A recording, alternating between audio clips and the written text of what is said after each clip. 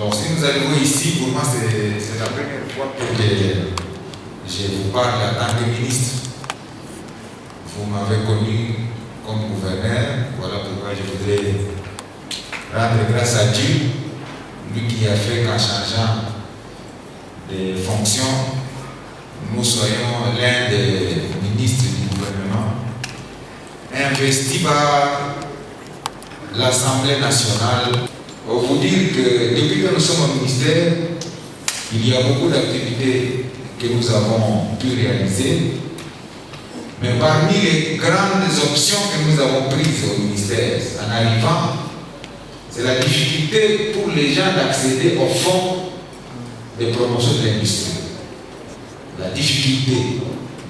Et parfois, les taux élevés aussi ne rassuraient pas les gens. Voilà pourquoi, en arrivant, la première décision que j'ai prise, c'est de réduire les taux. Vous qui prenez les crédits à la banque, ici, vous savez que les taux, c'est autour de 12, 14%, etc. Nous avons réduit les taux à 6%. Pour les entreprises des jeunes et des femmes, nous avons réduit les taux à 4%. Pour toutes les rumeurs qui courent, que vous demandez des commissions aux gens, si j'apprends qu'il y a quelqu'un qui demande une commission à un opérateur pour accéder à son crédit, eh bien, ce monsieur-là soit révoqué, soit arrêté.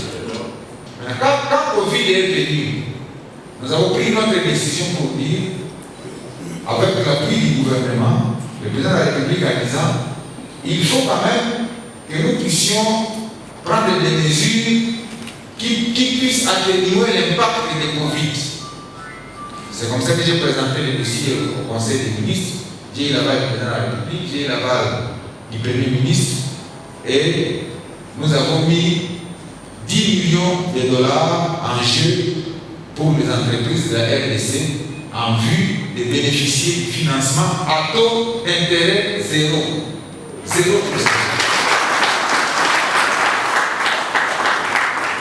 L'accès au fonds de promotion de l'industrie de FPI, où quand je suis arrivé au ministère, j'ai réduit tout de suite les taux à 6% pour tout le monde. Parce que vous savez que dans les banques, on est autour de 14% de taux d'intérêt. Mais en arrivant pour permettre aux Congolais d'accéder au fonds, j'ai pu prendre une décision en ramenant les taux d'intérêt à 6% pour tout le monde, mais spécialement pour les entreprises de jeunes et de femmes, j'ai ramené les taux à 4%.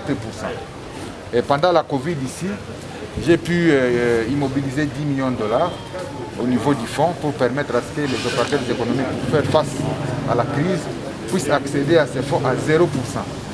Mais j'ai plafonné le montant à 500 000 dollars, c'est-à-dire une personne ne peut pas avoir plus de 500 000 dollars pendant cette période de Covid, qu'elle rembourse sans intérêt pour atténuer les effets de Covid sur son entreprise. Et enfin, pour des investissements, les gens qui veulent avoir des fonds au-delà des Covid, au-delà des fonds Covid, actuellement, le taux d'intérêt est à 3%. Donc ce sont des opportunités comme ça que nous offrons aux opérateurs économiques à travers la République. Et je suis étonné qu'au Nord Kivu, on n'a pas pu capter ces fonds-là. Je ne sais pas si c'est l'information qui n'est pas passée. Voilà pourquoi j'ai voulu parler de cette information pour permettre à ce que les 2 millions qui restent à taux 0% puissent être captés aussi par les enfants du Nord Kivu, comme d'autres à travers la République ont capté les 8 millions. Comme ça leur permettra aussi de financer les déficits qui ont été créés par les effets de Covid. Voilà l'essentiel du message que nous avons pu partager avec les opérateurs économiques en leur disant que la mission que nous avons actuellement, c'est de financer toutes ces entreprises qui sont en faillite. Vous voyez, les complexes péicoles de Mouesse par exemple, les complexes péicoles de Boutoué, les complexes de, comment on appelle, la minoterie de Kihemba vers Lubero, et beaucoup d'autres entreprises, les entreprises de Capsa, les centres de semences, de production de semences améliorées.